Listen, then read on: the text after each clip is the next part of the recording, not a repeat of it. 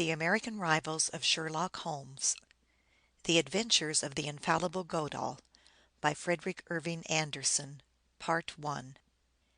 Anderson Oliver Ormiston was never much of a sportsman with a rod or gun, though he could do fancy work with a pistol in a shooting gallery.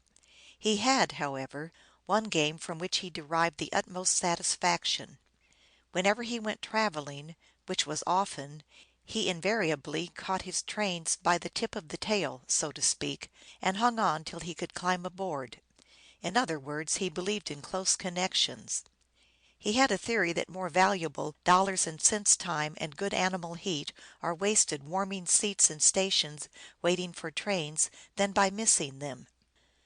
The sum of joy to his methodical mind was to halt the slamming gates at the last fraction of the second with majestic upraised hand, and to stroll aboard his parlor car with studied deliberation, while the train crew were gnashing their teeth in rage and swearing to get even with the gateman for letting him through. Yet Mr. Ormiston never missed a train. A good many of them tried to miss him, but none ever succeeded. He reckoned time and distance so nicely that it really seemed as if his trains had nothing else so important as waiting until Mr. Oliver Ormiston got aboard. On this particular June day he was due in New Haven at 2. If he failed to get there at 2 o'clock, he could very easily arrive at 3. But an hour is 60 minutes, and a minute is 60 seconds. And further, Mr. Ormiston, having passed his word that he would be there at 2 o'clock, surely would be. On this particular day, by the time Ormiston finally got to the Grand Central, the train looked like an odds-on favorite. In the first place, he was still in his bed at an hour when another and less experienced traveler would have been watching the clock in the station waiting-room. In the second place, after kissing his wife in that absent-minded manner characteristic of true love, he became tangled in a Broadway traffic rush at the first corner. Scarcely was he extricated from this when he ran into a socialist mass meeting at Union Square. It was due only to the wits of his chauffeur that the taxicab was extricated with very little damage to the surrounding human scenery. But our man of method did not fret. Instead, he buried himself in his book, a treatise on cause and effect, which at that moment was lulling him with this soothing sentiment: there is no such thing as accident. The so-called accidents of everyday life are due to the preordained action of correlated causes, which is inevitable and over which man has no control. This was comforting, but not much to the point, when Oliver Ormiston looked up and discovered he had reached 23rd Street and had come to a halt. A 60-foot truck, with an underslung burden consisting of a 60-ton steel girder, had at this point suddenly developed weakness on its off hind wheel and settled down on the pavement across the right-of-way like a tired elephant. This, of course, was not an accident. It was due to a weakness in the construction of that wheel, a weakness that had from the beginning been destined to block street cars and taxicabs at this particular spot at this particular hour. Mr. Ormiston dismounted and walked a block. Here he hailed a second taxicab, and soon was spinning north again at a fair speed, albeit the extensive building operations in Fourth Avenue had made the street well nigh impassable. The roughness of the pavement merely shook up his digestive apparatus and gave it zest for the fine luncheon he was promising himself the minute he stepped aboard his train. His new chauffeur got lost 3 times in the maze of traffic about the Grand Central Station. This, however, was only human, seeing that the railroad company changed the map on 42nd Street every 24 hours during the course of the building of its new terminal. Mr. Ormiston at length stepped from his taxicab, gave his grip to a porter, and paid the driver from a huge roll of bills. This same roll was no sooner transferred back to his pocket than a nimble-fingered pickpocket removed it. This, again, was not an accident. That pickpocket had been waiting there for the last hour for that roll of bills. It was preordained, inevitable, and Oliver Ormiston had just 30 seconds to catch his train by the tail and climb aboard. He smiled contentedly to himself. It was not until he called for his ticket that he discovered his loss. For a full precious second he gazed at the hand that came away empty from his money pocket, and then, " I find I left my purse at home," he said, with a grand air he knew how to assume on occasion. " My name is Mr. Oliver Ormiston." Now Oliver Ormiston was a name to conjure with. " I don t doubt it," said the ticket agent, dryly. " Mr. Andrew Carnegie was here yesterday begging car fare to 125th Street, and Mr. John D. Rockefeller quite frequently drops in and leaves his dollar watch in hock. Next !" And the ticket agent glared at the man blocking the impatient line, and told him to move on. Ormiston flushed crimson. He glanced at the clock. For once in his life he was about to experience that awful feeling of missing his train. For once in his life he was about to be robbed of that delicious sensation of hypnotizing the gate keeper and walking majestically down that train platform that extends northward under the train shed a considerable part of the distance toward Yonkers. 20 seconds! Ormiston turned round, still holding his ground, and glared concentrated malice at the man next in line. That man was in a hurry. In his hand he held a bundle of bills. For a second the thief instinct that is latent in us all suggested itself to Ormiston. There, within reach of his hand, was the money, the precious paltry dollar bills that stood between him and his train. It scared him to discover that he, an upright and honored citizen, was almost in the act of grabbing them like a common pickpocket. Then a truly remarkable thing happened. The man thrust his handful of bills at Ormiston. " The only way I can raise this blockade is to bribe you," he said, returning Ormiston s glare. " Here, take what you want, and give the rest of us a chance." With the alacrity of a blind beggar miraculously cured by the sight of much money, Ormiston grabbed the handful, extracted what he needed for his ticket, and thrust the back into the waiting hand of his unknown benefactor. He caught the gate by a hair. So did his unknown friend. Together they walked down the platform, each matching the other s leisurely pace with his own. They might have been two potentates, so deliberately did they catch this train.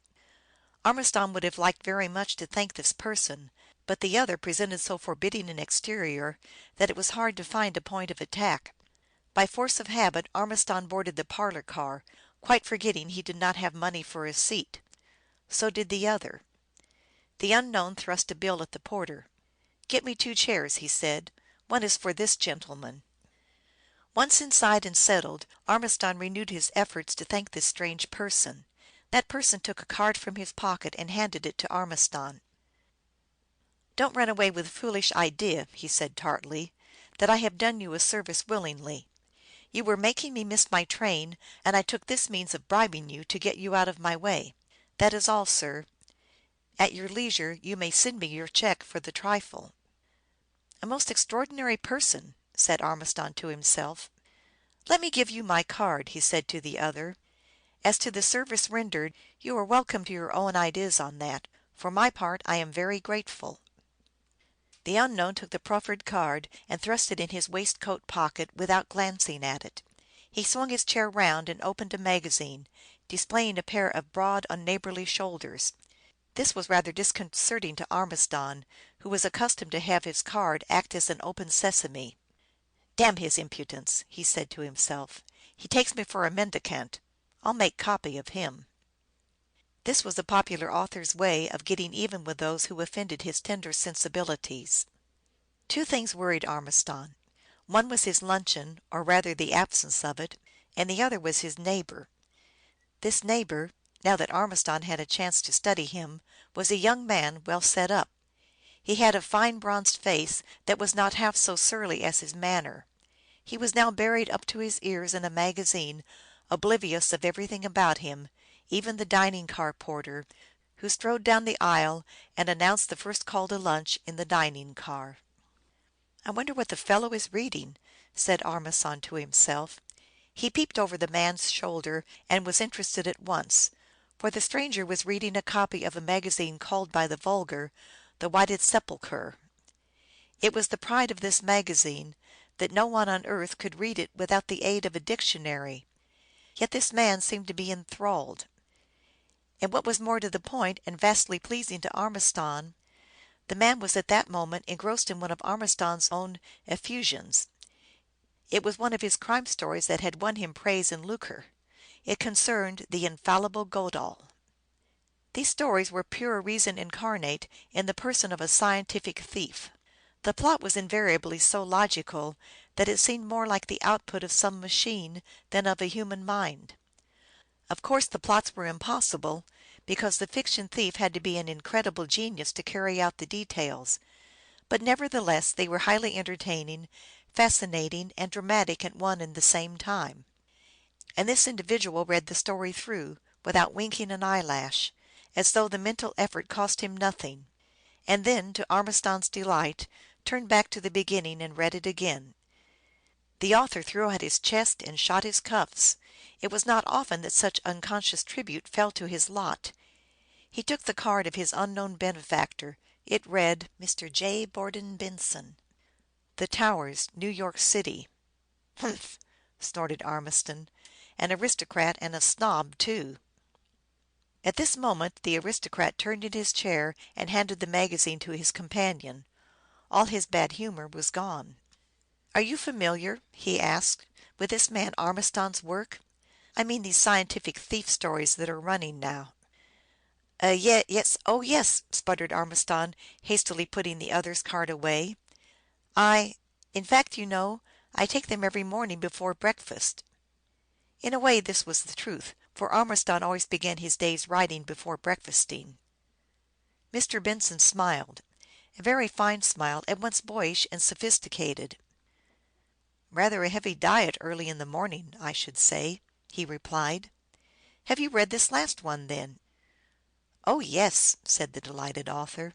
" What do you think of it ?" asked Benson. The author puckered his lips. " It is on a par with the others," he said. " Yes," said Benson thoughtfully, " I should say the same thing. And when we have said that, there is nothing left to say. They are truly a remarkable product, quite unique, you know. And yet," he said, frowning at Ormiston, " I believe that this man Ormiston is to be ranked as the most dangerous man in the world to day." " Oh, I say," began Ormiston, but he checked himself, chuckling. He was very glad Mr. Benson had not looked at his card. " I mean it," said the other decidedly, " and you think so yourself, I fully believe. No thinking man could do otherwise." " In just what way ? I must confess I have never thought of his work as anything but pure invention." It was truly delicious. Ormiston would certainly make copy of this person. " I will grant," said Benson, " that there is not a thief in the world to day clever enough, brainy enough, to take advantage of the suggestions put forth in these stories. But some day there will arise a man to whom they will be as simple as an ordinary blue print, and he will profit accordingly. This magazine, by printing these stories, is merely furnishing him with his tools, showing him how to work, and the worst of it is "" Just a minute," said the author, agreeing for the moment that these stories will be the tools of Ormiston's hero in real life some day. " How about the popular magazines ? They print 10 such stories to one of these by Ormiston." " Ah, my friend," said Benson, " you forget one thing. The popular magazines deal with real life, the possible, the usual. And in that very thing they protect the public against sharpers by exposing the methods of those same sharpers. But with Ormiston, no, as much as I enjoy him as an intellectual treat, I am afraid." He didn't finish his sentence. Instead, he fell to shaking his head, as though in amazement at the devilish ingenuity of the author under discussion. " I am certainly delighted," thought that author, " that my disagreeable benefactor did not have the good grace to look at my card. This is really most entertaining." And then aloud, and treading on thin ice, " I should be very glad to tell Oliver what you say, and see what he has to say about it." Benson's face broke into a wreath of wrinkles. " Do you know him ? Well, I declare ! That is a privilege. I heartily wish you would tell him." " Would you like to meet him ? I am under obligations to you. I can arrange a little dinner for a few of us." " No," said Benson, shaking his head. " I would rather go on reading him without knowing him. Authors are so disappointing in real life. He may be some puny, anemic little half portion, with dirty finger nails, and all the rest that goes with genius. No offense to your friend. Besides, I am afraid I might quarrel with him." " Last call for lunch in the dinin' car," sang the porter. Ormiston was looking at his finger nails as the porter passed. They were manicured once a day. Come lunch with me," said Benson heartily. " I should be pleased to have you as my guest. I apologize for being rude to you at the ticket window, but I did want to catch this train mighty bad." Armiston laughed. " Well, you have paid my car fare," he said, " and I won't deny I am hungry enough to eat 110 pound rail. I will let you buy me a meal, being penniless." Benson arose, and as he drew out his handkerchief the card Armiston had given him fluttered into that worthy s lap. Armiston closed his hand over it, chuckling again. Fate had given him the chance of preserving his incognito with this person as long as he wished. It would be a rare treat to get him ranting again about the author, Armiston. But Armiston s host did not rant against his favorite author.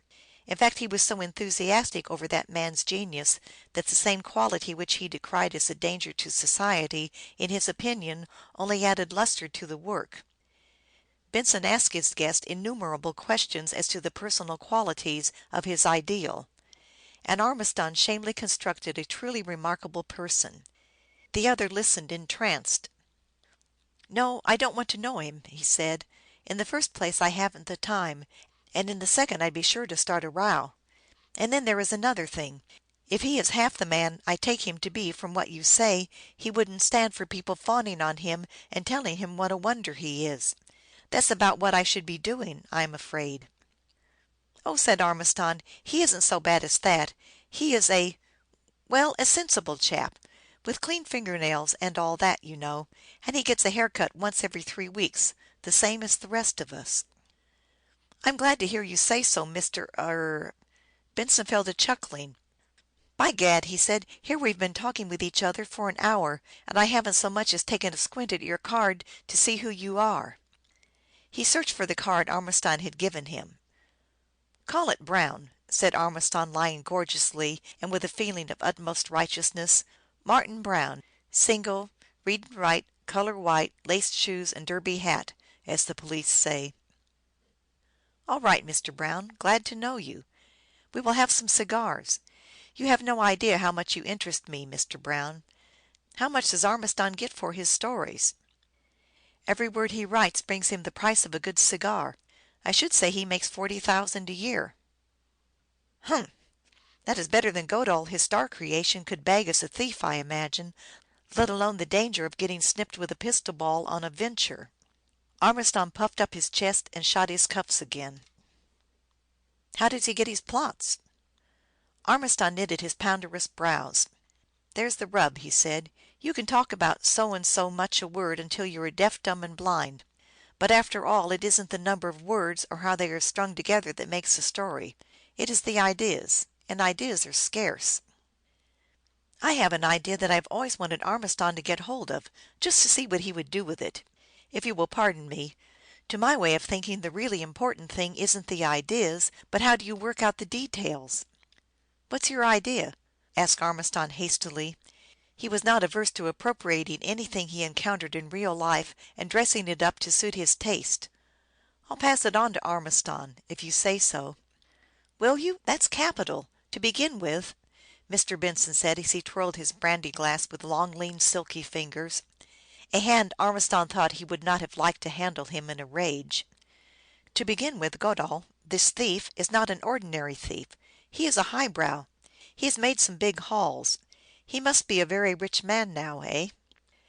You see that he is quite real to me. By this time, I should say, Goodall has acquired such a fortune that thieving for mere money is no longer an object. What does he do? Sit down and live on his income? Not much. He is a person of refined taste and an eye for the aesthetic. He desires art objects, rare porcelains, a gem of rare cut or color set by Benvenuto Cellini, a Leonardo da Vinci. Did Goodall steal the Mona Lisa, by the way? He is the most likely person I can think of. Or perhaps a Gutenberg Bible.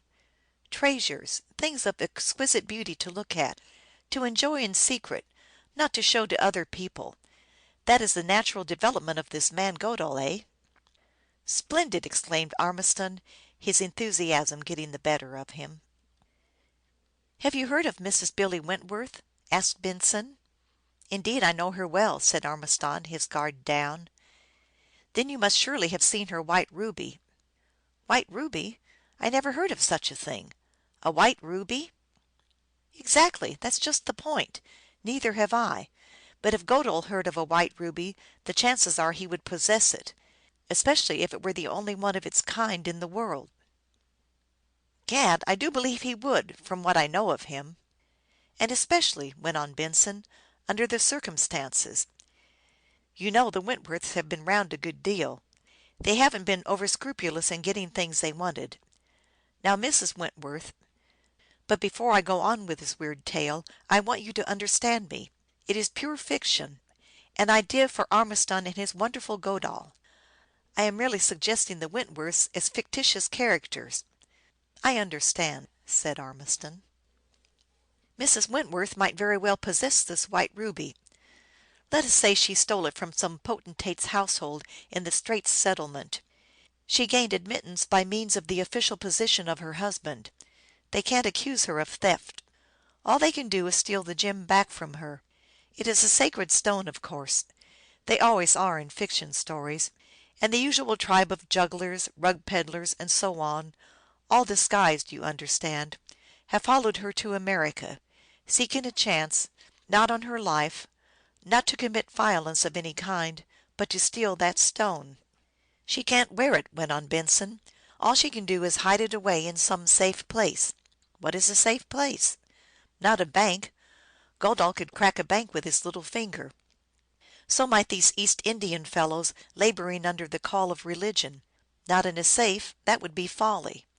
How then? Put in Ormiston eagerly. Ah, there you are. That's for Godal to find out. He knows, let us say, that these foreigners in one way or another have turned Mrs. Wentworth's apartments upside down. They haven't found anything. He knows that she keeps that white ruby in that house. Where is it?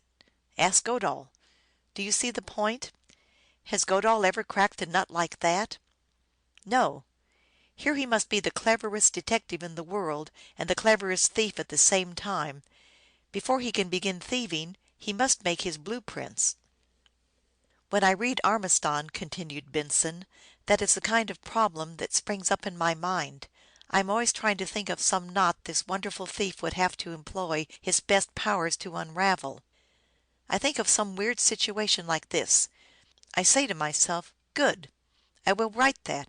I will be as famous as Ormiston. I will create another Godal. But, he said with a wave of his hands, what is the result? I tie the knot, but I can't untie it. The trouble is, I am not Godal. And this man Ormiston, as I read him, is Godal. He must be, or else Godal could not be made up to do the wonderful things he does. Hello, New Haven already? Mighty sorry to have you go, old chap. Great pleasure. When you get to town, let me know. Maybe I will consent to meet Ormiston. Ormiston's first care, on returning to New York, was to remember the providential loan by which he had been able to keep clean his record of never missing a train. He counted out the sum in bills, wrote a polite note, signed it Martin Brown, and dispatched it by messenger boy to J. Borden Benson, The Towers. The Towers, the address Mr. Benson's card bore, is an ultra-fashionable apartment hotel in Lower Fifth Avenue. It maintains all the pomp and solemnity of an English ducal castle. Ormiston remembered having on a remote occasion taken dinner there with a friend, and the recollection always gave him a chill. It was like dining among ghosts of kings, so glad and funereal was the air that pervaded everything.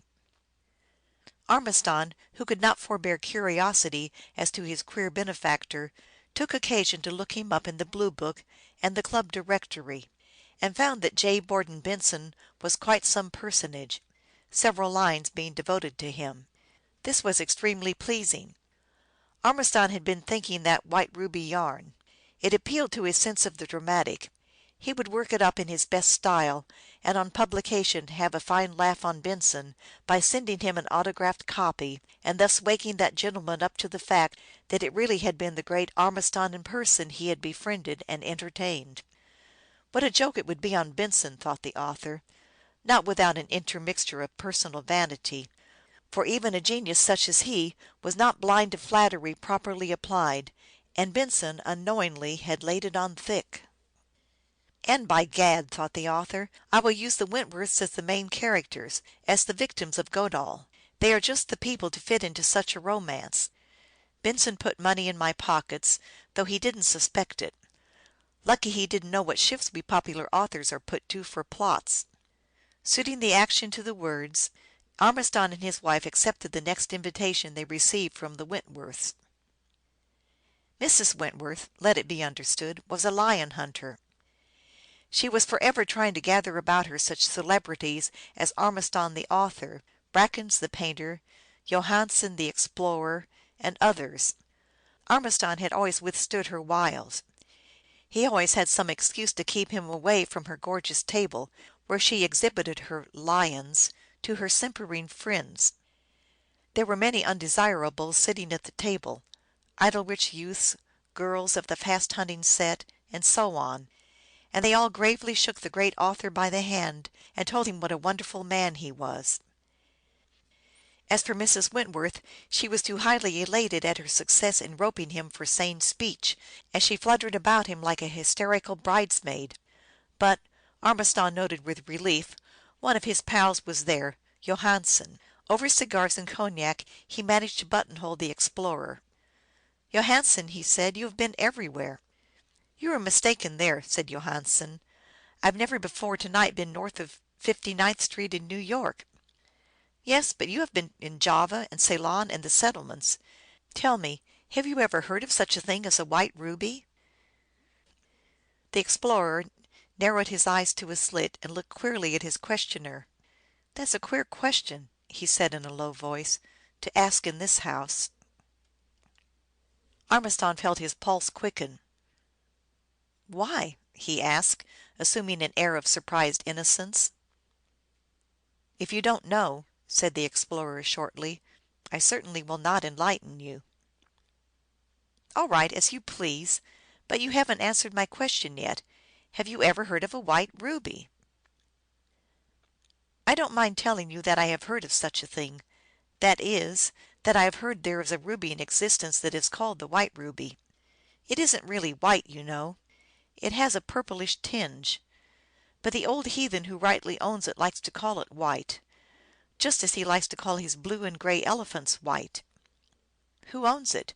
asked Ormiston, trying his best to make his voice sound natural.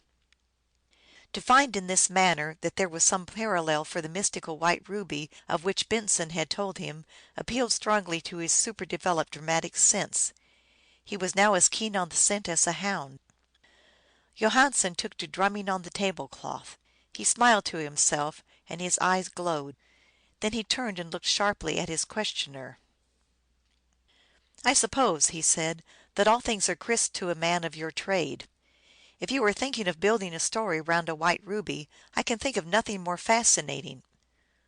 But, Ormiston," he said, suddenly altering his tone and almost whispering, " if you are on the track of the white ruby, let me advise you now to call off your dogs and keep your throat whole.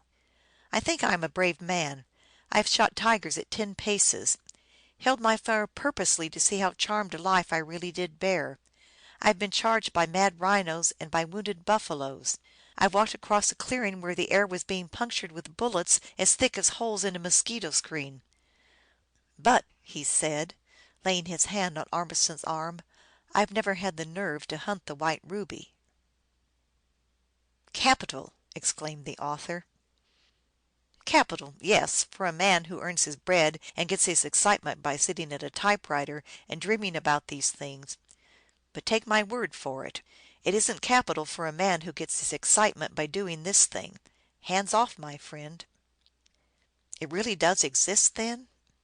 Johansen puckered his lips. " So they say," he said. " What's it worth?" " Worth ? What do you mean by worth ? Dollars and cents ? What is your child worth to you? A million? A billion? How much? Tell me. No, you can't.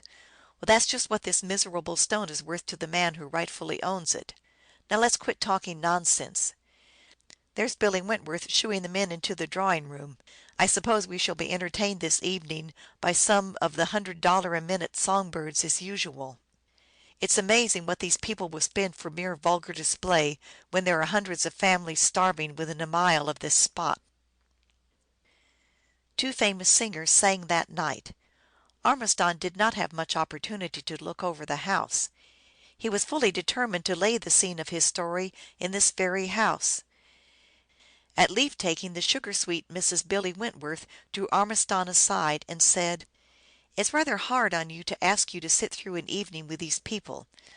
I will make amends by asking you to come to me some night when we can be by ourselves. Are you interested in rare curios? Yes, we all are. I have some really wonderful things I want you to see. Let us make it next Tuesday, with a little informal dinner, just for ourselves." Ormiston, then and there, made the lion hunter radiantly happy by accepting her invitation to sit at her board as a family friend instead of as a lion. As he put his wife into their automobile, he turned and looked at the house. It stood opposite Central Park. It was a copy of some French chateau in gray sandstone, with a barbican and overhanging towers, and all the rest of it.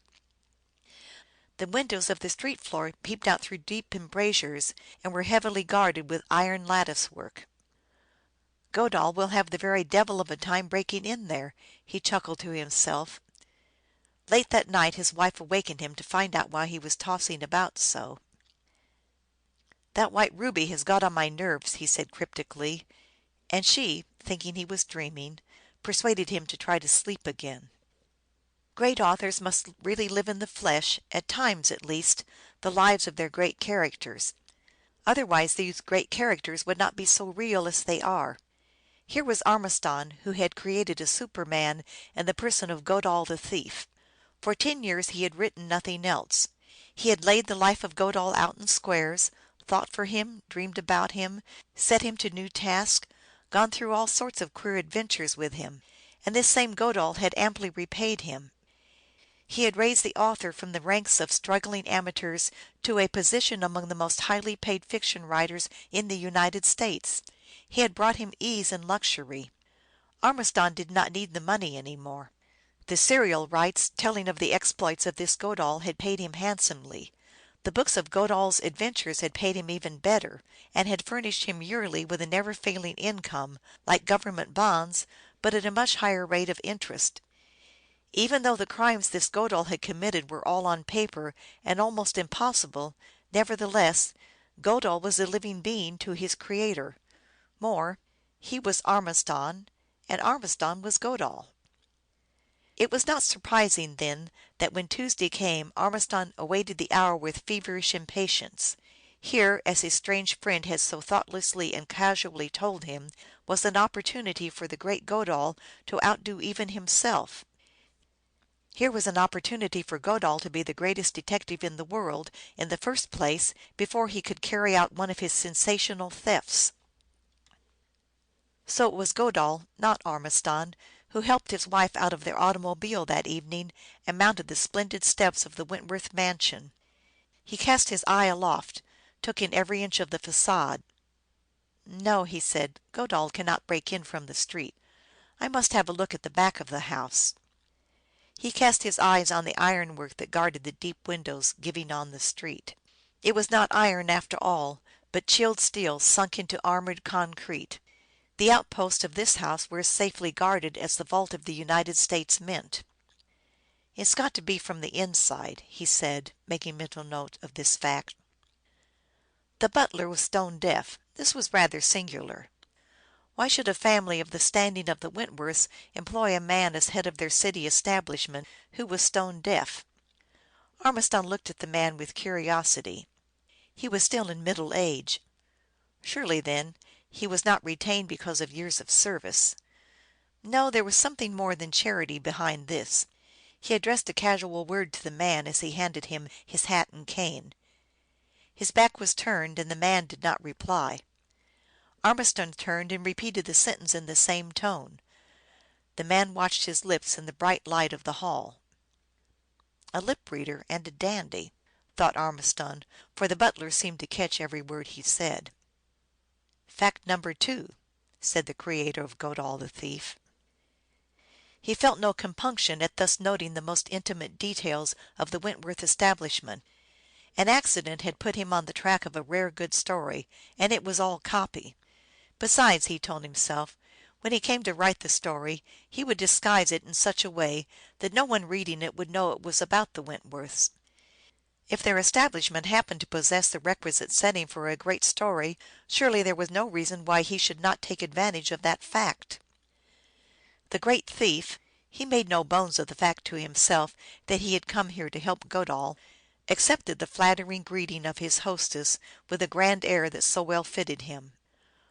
Armiston was tall and thin, with slender fingers and a touch of gray in his wavy hair for all his youthful years, and he knew how to wear his clothes. Mrs. Wentworth was proud of him as a social ornament, even aside from his glittering fame as an author. And Mrs. Armiston was well born, so there was no jar in their being received in the best house of the town. The dinner was truly delightful. Here Armiston saw, or thought he saw, one of the reasons for the deaf butler. The hostess had him so trained that she was able to catch her servant's eye and instruct him in this or that trifle by merely moving her lips. It was almost uncanny, thought the author, this silent conversation the deaf man and his mistress were able to carry on unnoticed by the others. " By gad, it's wonderful, Godal, my friend. Underscore that note of yours, referring to the deaf butler. Don't miss it. It will take a trick." Armiston gave his undivided attention to his hostess as soon as he found Wentworth entertaining Mrs. Armiston and thus properly dividing the party. He persuaded her to talk by a cleverly pointed question here and there, and as she talked he studied her. " We are going to rob you of your precious white ruby, my friend," he thought humorously to himself. " And while we are laying our wires, there is nothing about you too small to be worthy of our attention." Did she really possess the white ruby? Did this man Benson know anything about the white ruby? And what was the meaning of the strange actions of his friend Johansen when approached on the subject in this house? His hostess came to have a wonderful fascination for him. He pictured this beautiful creature so avid in her lust for rare gems that she actually did penetrate the establishment of some heathen potentate in the Straits simply for the purpose of stealing the mystic stone. " Have you ever, by any chance, been in the Straits?" he asked indifferently. " Wait," Mrs. Wentworth said with a laugh, as she touched his hand lightly. " I have some curios from the Straits, and I will venture to say you have never seen their like." End of Section 18 of The American Rivals of Sherlock Holmes. End of Part 1 of The Infallible Godal by Frederick Irving Anderson. The American Rivals of Sherlock Holmes. The Adventures of the Infallible Godal by Frederick Irving Anderson. Part 2.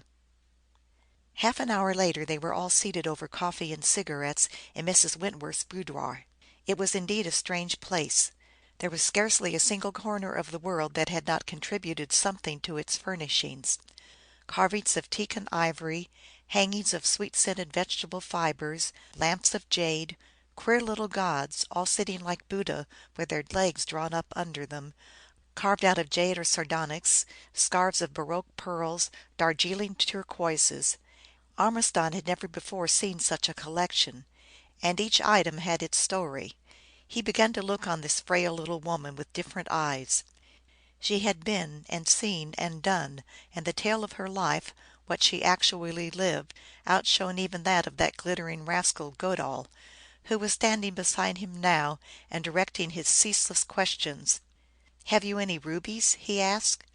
Mrs. Wentworth bent before a safe in the wall. With swift fingers she whirled the combination. The keen eyes of Armiston followed the bright knob like a cat. " Fact number 3," said the Godal in him as he mentally made notes of the numbers. 5, 8, 7, 4, 6. That's the combination. Mrs. Wentworth showed him 6 pigeon blood rubies. " This one is pale," he said carelessly, holding a particularly large stone up to the light. " Is it true that occasionally they are found white?" His hostess looked at him before answering. He was intent on a deep red stone he held in the palm of his hand. It seemed 1,000 miles deep. "What a fantastic idea!" she said. She glanced at her husband, who had reached out and taken her hand in a naturally affectionate manner. Fact number 4, mentally noted Ormiston. Are you not in mortal fear of robbery with all this wealth? Mrs. Wentworth laughed lightly. "That is why we live in a fortress," she said. "Have you never, then, been visited by thieves?" asked the author boldly. "Never," she said. A lie, thought Ormiston. Fact number 5. We are getting on swimmingly. "I do not believe that even your Godall the Infallible could get in here," Mrs. Wentworth said. "Not even the servants enter this room. That door is not locked with a key, yet it locks. I am not much of a housekeeper," she said lazily, "but such housekeeping as is done in this room is all done by these poor little hands of mine." "No, most amazing! May I look at the door?" "Yes, Mr. Godall," said this woman, who had lived more lives than Godall himself. Ormiston examined the door, this strange device that locked without a key, apparently indeed without a lock, and came away disappointed. "Well, Mr. Godall?" his hostess said tauntingly. He shook his head in perplexity. "Most ingenious," he said, and then suddenly, "Yet I will venture that if I turned Godall loose on this problem he would solve it." "What fun!" she cried, clapping her hands. "You challenge him?" asked Ormiston. "What nonsense is this?" cried Wentworth, coming forward. "No nonsense at all," said Mrs. Wentworth. "Mr. Ormiston has just said that his Godall could rob me. Let him try. If he can, if mortal man can gain the secret of ingress and egress of this room, I want to know it. I don't believe mortal man can enter this room." Ormiston noted a strange glitter in her eyes. "Gad, she was born to the part. What a woman!" he thought, and then aloud, "I will set him to work. I will lay the scene of this exploit in, say, Hungary, where this room might very well exist in some feudal castle. How many people have entered this room since it was made the storehouse of all this wealth?" "Not six besides yourself," replied Mrs. Wentworth. "Then no one can recognize it if I describe it in a story. In fact, I will change the material details. We will say that it is not jewels Godall is seeking. We will say that it is a " Mrs. Wentworth's hand touched his own. The tips of her fingers were cold. "A white ruby," she said.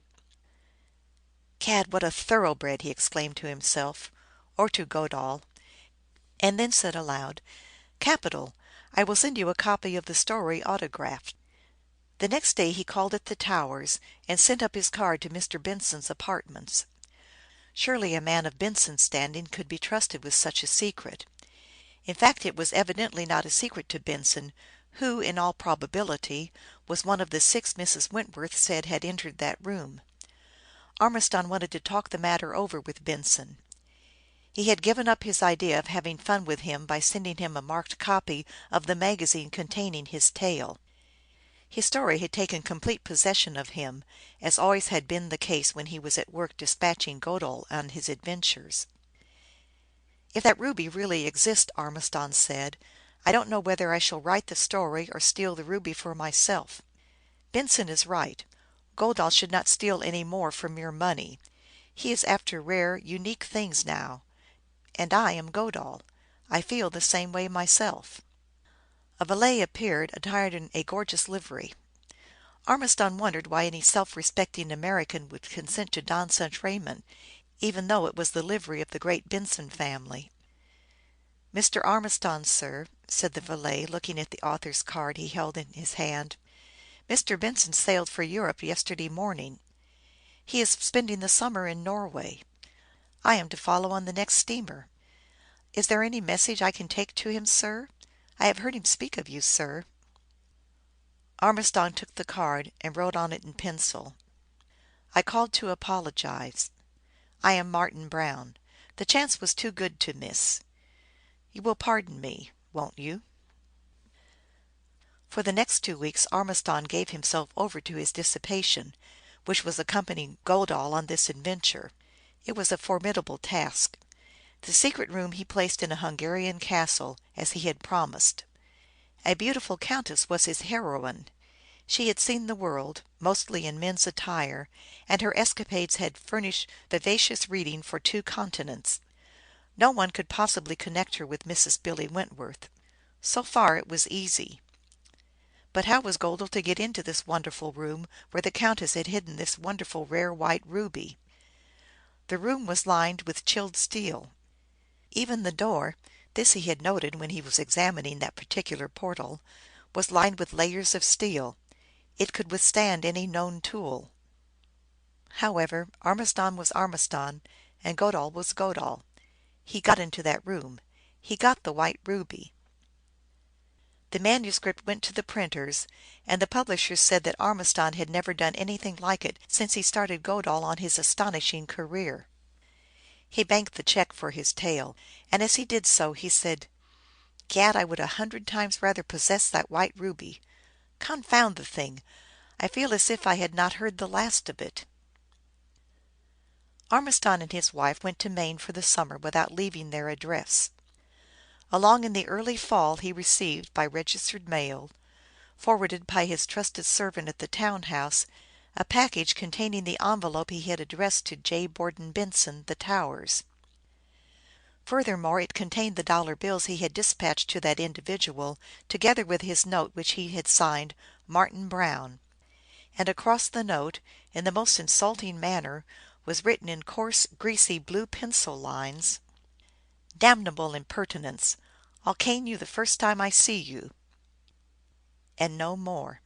That was enough, of course, quite sufficient.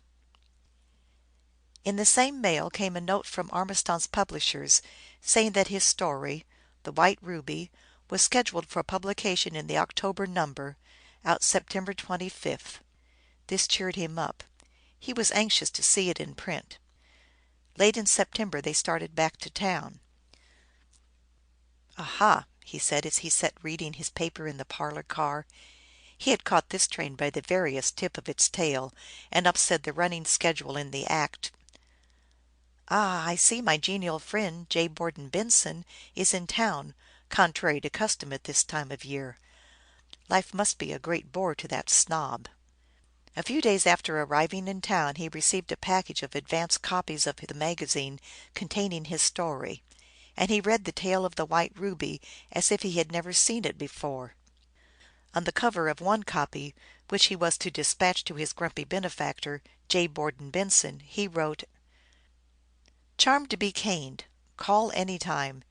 C. Cohens. Oliver Armiston." On another he wrote, "Dear Mrs. Wentworth, see how simple it is to pierce your fancied security." He dispatched these 2 magazines with a feeling of glee. No sooner had he done so, however, than he learned that the Wentworths had not yet returned from Newport. The magazine would be forwarded to them, no doubt. The Wentworths' absence made the tale all the better. In fact, for his story, Armiston had insisted on Godal's breaking into the castle and solving the mystery of the keyless door during the season when the chateau was closed and strung with a perfect network of burglar alarms connecting with the gendarmerie in the nearby village. That was the 25th of September. The magazine was put on sale that morning. On the 26th day of September, Armiston bought a late edition of an afternoon paper from a leather-lunged boy who was hawking "Extra" in the street. Across the first page the headlines met his eye: "Robbery and Murder in the Wentworth Mansion." "Private watchman summoned by burglar alarm at 10 o'clock this morning finds servant with skull crushed on floor of mysterious steel-doored room. Murdered man's pockets filled with rare jewels. Police believe he was murdered by confederate who escaped." The Wentworth butler, stone deaf, had just returned from Newport to open house at time of murder. It was 10 o'clock that night when an automobile drew up at Armiston's door, and a tall man with a square jaw, square shoes, and a square mustache alighted. This was Deputy Police Commissioner Burns, a professional detective whom the new administration had drafted into the city's service from the government secret service.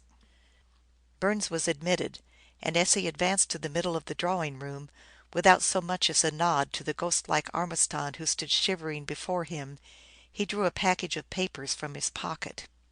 " I presume you have seen all the evening papers," he said, spitting his words through his half-closed teeth, with so much show of personal malice that Ormiston, never a brave man in spite of his Godal, cowered before him. Ormiston shook his head dumbly at first, but at length he managed to say, " Not all, no." The deputy commissioner with much deliberation drew out the latest extra and handed it to Ormiston without a word. It was the Evening News. The first page was divided down its entire length by a black line. On one side, and occupying 4 columns, was a word-for-word reprint of Ormiston's story, The White Ruby. On the other, the facts, in deadly parallel, was a graphic account of the robbery and murder at the home of Billy Wentworth. The parallel was glaring in the intensity of its dumb accusation. On the one side was the theoretical Godal, working his masterly way of crime step by step, and on the other was the plagiarism of Ormiston's story, following the intricacies of the master mind with copybook accuracy. The editor, who must have been a genius in his way, did not accuse. He simply placed the fiction and the facts side by side, and let the reader judge for himself. It was masterly. If, as the law says, the mind that conceives, the intelligence that directs, a crime is more guilty than the very hand that acts, then Ormiston here was both thief and murderer. Thief, because the white ruby had actually been stolen. Mrs. Billy Wentworth rushed to the city by special train, attended by doctors and nurses, now confirmed the story of the theft of the ruby. Murderer, because in the story Godal had for once in his career stooped to murder as the means, and had triumphed over the dead body of his confederate, scorning, in his joy at possessing the white ruby, the paltry diamonds, pearls, and red rubies with which his confederate had crammed his pockets. Ormiston seized the police officials by his lapels. " The butler !" he screamed. " The butler ! Yes, the butler ! Quick, or he will have flown !" Burns gently disengaged the hands that had grasped him. " Too late," he said. " He has already flown. Sit down and quiet your nerves. We need your help. You are the only man in the world who can help us now." When Ormiston was himself again, he told the whole tale, beginning with his strange meeting with J. Borden Benson on the train, and ending with his accepting Mrs. Wentworth s challenge to have Godal break into the room and steal the white ruby. Burns nodded over the last part. He had already heard that from Mrs. Wentworth, and there was the autographed copy of the magazine to show for it. " You say that J. Borden Benson told you of this white ruby in the first place?" Ormiston again told, in great detail, the circumstances, all the humor now turned into grim tragedy. " That is strange," said the ex Secret Service chief. " Did you leave your purse at home, or was your pocket picked?" " I thought at first that I had absent mindedly left it at home. Then I remembered having paid the chauffeur out of the roll of bills, so my pocket must have been picked." " What kind of a looking man was this Benson?" " You must know him," said Ormiston. " Yes, I know him, but I want to know what he looked like to you. I want to find out how he happened to be so handy when you were in need of money." Ormiston described the man minutely. The deputy sprang to his feet. " Come with me," he said, and they hurried into the automobile, and soon drew up in front of the Towers. 5 minutes later they were ushered into the magnificent apartment of J. Borden Benson. That worthy was in his bath, preparing to retire for the night. " I don't catch the name," Ormiston and the deputy heard him cry through the bathroom door to his valet. " Mr. Oliver Ormiston, sir." " Ah, he has come for his caning, I expect. I'll be there directly." He did not wait to complete his toilet, so eager was he to see the author. He strode out in a brilliant bath robe, and in one hand he carried an alpenstock. His eyes glowed in anger. But the sight of Burns surprised as well as halted him. " Do you mean to say this is J. Borden Benson ?" cried Ormiston to Burns, rising to his feet and pointing at the man. " The same," said the deputy. " I swear to it. I know him well. I take it he is not the gentleman who paid your car fare to New Haven." " Not by £100 !" exclaimed Ormiston, as he surveyed the huge bulk of the elephantine clubman. The forced realization that the stranger he had hitherto regarded as a benefactor was not J. Borden Benson at all, but some one who had merely assumed that worthy s name while he was playing the conceited author as an easy dupe, did more to quiet Ormiston s nerves than all the sedatives his doctors had given him. It was a badly dashed, popular author who sat down with the deputy commissioner in his library an hour later. He would gladly have consigned Godal to the bottom of the sea, but it was too late. Godal had taken the trick. " How do you figure it? " Ormiston asked, turning to the deputy. " The beginning is simple enough. It is the end that bothers me," said the official. " Your bogus J. Borden Benson is, of course, the brains of the whole combination. Your infernal Godal has told us just exactly how this crime was committed. Now your infernal Godal must bring the guilty parties to justice." It was plain to be seen that the police official hated Godal worse than poison, and feared him too. " Why not look in the Rose Gallery for this man who befriended me on the train?" The chief laughed. " For the love of Heaven, Ormiston, do you, who pretend to know all about scientific theory, think for a moment that the man who took your measure so easily is of the class of crooks who get their pictures in the Rose Gallery? Talk sense." " I can t believe you when you say he picked my pocket." " I don t care whether you believe me or not. He did, or one of his pals did. It all amounts to the same thing, don t you see? First, he wanted to get acquainted with you. Now the best way to get into your good graces was to put you unsuspectingly under obligation to him. So he robs you of your money. From what I have seen of you in the last few hours it must have been like taking candy from a child. Then he gets next to you in line. He pretends that you are merely some troublesome toad in the path. He gives you money for your ticket, to get you out of his way, so he won t miss his train. His train! Of course his train is your train. He puts you in a position where you have to make advances to him. And then, grinning to himself all the time at your conceit and gullibility, he plays you through your pride, your Godal. Think of the creator of the great Godal falling for a trick like that!" Burns' last words were the acme of biting sarcasm. " You admit yourself that he is too clever for you to put your hands on." "And then," went on Burns, not heeding the interruption, "he invites you to lunch, and tells you what he wants you to do for him, and you follow his lead like a sheep at the tail of the bell wether. Great Scott, Ormiston, I would give a year's salary for 1 hour's conversation with that man." Ormiston was beginning to see the part his queer character had played, but he was in a semi hysterical state, and, like a woman in such a position, he wanted a calm mind to tell him the whole thing in words of one syllable, to verify his own dread. " What do you mean ?" he asked. " I don t quite follow. You say he tells me what he wants me to do?" Burns shrugged his shoulders in disgust. Then, as if resigned to the task before him, he began his explanation. " Here, man, I will draw a diagram for you. This gentleman friend of yours, we will call him John Smith for convenience, wants to get possession of this white ruby. He knows that it is in the keeping of Mrs. Billy Wentworth. He knows you know Mrs. Wentworth and have access to her house. He knows that she stole this bauble, and is frightened to death all the time. Now John Smith is a pretty clever chap. He handled the great Ormiston like hot putty.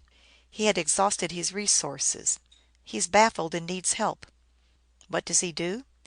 He reads the stories about the great Godal. Confidently, Mr. Ormiston, I will tell you that I think your great Godal is mush. But that is neither here nor there. If you can sell him as a gold brick, all right. But Mr. John Smith is struck by the wonderful ingenuity of this Godal. He says, * Ha! I will get Godal to tell me how to get this gem.' So he gets a hold of yourself, sir, and persuades you that you are playing a joke on him by getting him to rant and rave about the great Godal. Then, and here the villain enters, he says, " Here is a thing the great Godal cannot do. I dare him to do it." He tells you about the gem, whose very existence is quite fantastic enough to excite the imagination of the wonderful Ormiston, and by clever suggestion he persuades you to lay the plot at the home of Mrs. Wentworth. And all the time you are chuckling to yourself, thinking what a rare joke you are going to have on J. Borden Benson when you send him an autographed copy, and show him that he was talking to the distinguished genius all the time, and didn't know it. That's the whole story, sir. Burns sat back in his chair and regarded Ormiston with the smile a pedagogue bestows on a refractory boy whom he has just flogged soundly. " I will explain further," he continued. " You haven't visited the house yet. You can't. Mrs. Wentworth, for all she is in bed with 4 dozen hot water bottles, would tear you limb from limb if you went there. And don't think for a moment she isn't able to. That woman is a vixen." Ormiston nodded gloomily. The very thought of her now sent him into a cold sweat. " Mr. Godal, the obliging," continued the deputy, " notes one thing to begin with. The house cannot be entered from the outside, so it must be an inside job. How can this be accomplished? Well, there is the deaf butler." " Why is he deaf ?" Godal ponders. " Ha, he has it. The Wentworths are so dependent on servants that they must have them round at all times. This butler is the one who is constantly about them. They are worried to death by their possession of this white ruby. Their house has been raided from the inside a dozen times. Nothing is taken, mind you. They suspect their servants. This thing haunts them, but the woman will not give up this foolish bauble. So she has as her major domo a man who cannot understand a word in any language unless he is looking at the speaker and is in a bright light. He can only understand the lips. Handy, isn't it? In a dull light, or with their backs turned, they can talk about anything they want. This is a jewel of a butler." " But," added Burns, " one day a man calls. He is a lawyer. He tells the butler he is heir to a fortune, $50,000. He must go to Ireland to claim it. Your friend on the train he is the man, of course sends your butler to Ireland. So this precious butler is lost. They must have another. Only a deaf one will do. And they find just the man they want. Quite accidentally, you understand. Of course it is Godal, with forged letters, saying he has been in service in great houses. Presto ! The great Godal himself is now the butler. It is simple enough to play deaf. You say this is fiction. Let me tell you this. 6 weeks ago the Wentworths actually changed butlers. That hasn't come out in the papers yet." Ormiston, who had listened to the deputy's review of his story listlessly, now sat up with a start. He suddenly exclaimed gleefully, " But my story didn't come out until 2 days ago." " Ah, yes, but you forget that it has been in the hands of your publishers for 3 months. A man who was clever enough to dupe the great Ormiston wouldn't shirk the task of getting hold of a proof of that story." Ormiston sank deeper into his chair. " Once Godal got inside the house, the rest was simple. He corrupted one of the servants. He opened the steel lined door with the flame of an oxyacetylene blast. As you say in your story, that flame cut steel like wax. He didn't have to bother about the lock. He simply cut the door down. Then he put his confederate in good humor by telling him to fill his pockets with the diamonds and other junk in the safe, which he obligingly opens. One thing bothers me, Ormiston. How did you find out about that infernal contraption that killed the confederate?" Ormiston buried his face in his hands. Burns rudely shook him. " Come," he said, " you murdered that man, though you are innocent. Tell me how." " Is this the 3rd degree ?" asked Ormiston. " It looks like it," said the deputy grimly, as he knotted his stubby mustache. Ormiston drew a long breath, like one who realizes how hopeless is his situation. He began to speak in a low tone. All the while the deputy glared at Godal's inventor with his accusing eye. " When I was sitting in the treasure room with the Wentworths and my wife, playing auction bridge, I dismissed the puzzle of the door as easily solved by means of the brazing flame. The problem was not to get into the house or into this room, but to find the ruby. It was not in the safe." " No, of course not. I suppose your friend on the train was kind enough to tell you that. He probably looked there himself." " Gad, he did tell me that, come to think of it. Well, I studied that room. I was sure the white ruby, if it really existed, was within 10 feet of me. I examined the floor, the ceilings, the walls. No result. But," he said, shivering as if in a draught of cold air, " there was a chest in that room made of Lombardy oak." The harassed author buried his face in his hands. " Oh, this is terrible," he moaned. " Go on," said the deputy, in his colorless voice. " I can't. I tell it all in the story. Heaven help me !"" I know you tell it all in the story," came the rasping voice of Burns. " But I want you to tell it to me. I want to hear it from your own lips, as Ormiston, you understand, whose deviltry has just killed a man, not as your damnable Godal." " The chest was not solid oak," went on Ormiston. " It was solid steel, covered with oak to disguise it." " How did you know that ?"" I had seen it before." "Where?" " In Italy, 15 years ago, in a decayed castle, back through the Soldini Pass from Lugano. It was the possession of an old nobleman, a friend of mine." " Hm !" grunted the deputy. And then, " Well, how did you know it was the same one ?"" By the inscription carved on the front. It was But I have told you all this in print already. Why need I go over it all again ?"" I want to hear it again from your own lips. Maybe there are some points you did not tell in print. Go on." " The inscription was Sanctus Dominus." The deputy smiled grimly. " Very fitting, I should say. Praise the Lord, with the most diabolical engine of destruction I have ever seen." " And then," said Ormiston, " there was the owner s name, Arno Petroni. Queer name, that." " Yes," said the deputy, dryly. " How did you hit on this as the receptacle for the white ruby ?"" If it were the same one I saw in Lugano, and I felt sure it was, it was certain death to attempt to open it, that is, for one who did not know how. Such machines were common enough in the Middle Ages. There was an obvious way to open it. It was meant to be obvious. To open it that way was inevitable death. It released tremendous springs that crushed anything within a radius of 5 feet. You saw that?" " I did," said the deputy, and he shuddered as he spoke. Then, bringing his fierce face within an inch of the cowering Ormiston, he said, " You knew the secret spring by which that safe could be opened as simply as a shoe box, eh ?" Ormiston nodded his head. " But Godal did not," he said. " Having recognized this terrible chest," went on the author, " I guessed it must be the hiding place of the jewel, for 2 reasons. In the first place, Mrs. Wentworth had avoided showing it to us.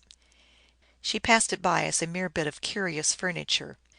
Second, it was too big to go through the door or any one of the windows.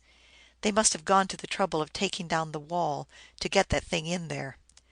Something of a task, too, considering it weighs about 2 tons. You didn't bring out that point in your story." " Didn't I ? I fully intended to."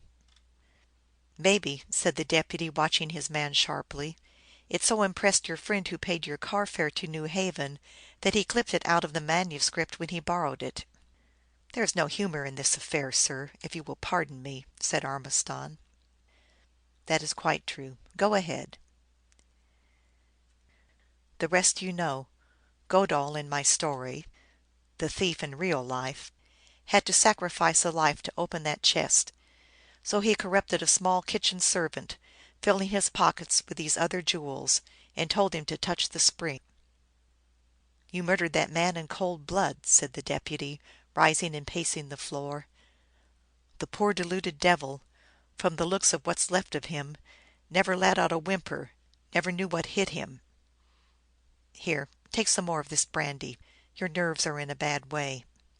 " What I can t make out is this," said Ormiston, after a time. " There was $1,000,000 worth of stuff in that room that could have been put into a quart measure. Why did not this thief, who was willing to go to all the trouble to get the white ruby, take some of the jewels? Nothing is missing besides the white ruby, as I understand it. Is there?" " No," said the deputy, " not a thing. Here comes a messenger boy." " For Mr. Ormiston? Yes," he said to the entering maid. The boy handed him a package, for which the deputy signed. " This is for you," he said, turning to Ormiston as he closed the door. " Open it." When the package was opened, the first object to greet their eyes was a roll of bills. " This grows interesting," said Burns. He counted the money. $39. Your friend evidently is returning the money he stole from you at the station. What does he have to say for himself? I see there is a note." He reached over and took the paper out of Ormiston s hands. It was ordinary bond stationery, with no identifying marks of any consequence.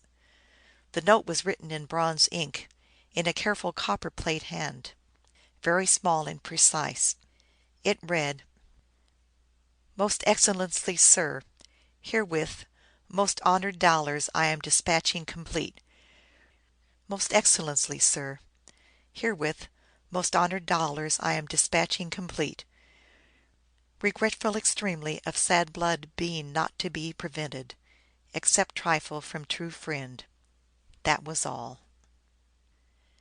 There's a jeweler's box, said Burns. Open it.